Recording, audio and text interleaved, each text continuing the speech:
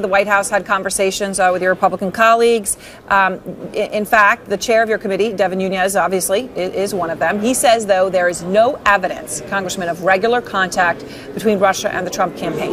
Now, theoretically, you both have seen the same evidence. Have you seen anything he hasn't, or would you agree with him that at this point there is no evidence showing that? Well, first of all, there's no evidence that's been even received by the committee. We are still in the process of gathering documents, examining documents at the intelligence community offices. We've had no witnesses, issued no subpoenas.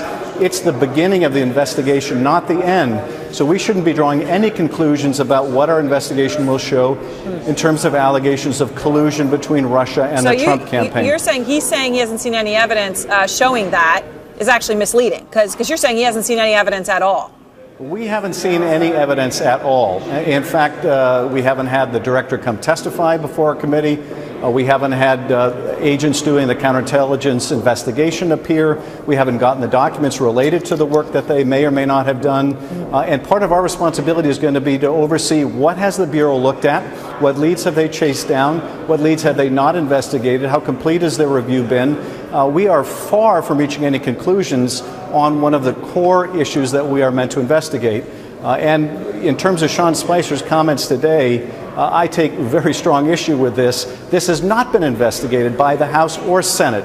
The most you have is a few intelligence, either officials or the Deputy Director of the FBI, making statements that they should not be making at the beginning of this investigation. He said, actually, I think Russia's involvement in activity has been investigated up and down. If there's nothing to further investigate, what are you asking people to investigate? That's what he exactly said. Well, and you find that offensive? I have to say that is complete nonsense.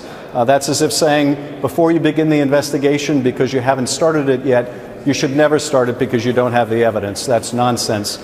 If we're going to do this in a thorough and objective and nonpartisan way, we need to follow the facts wherever they lead and not begin with the conclusion as the White House would like us to do.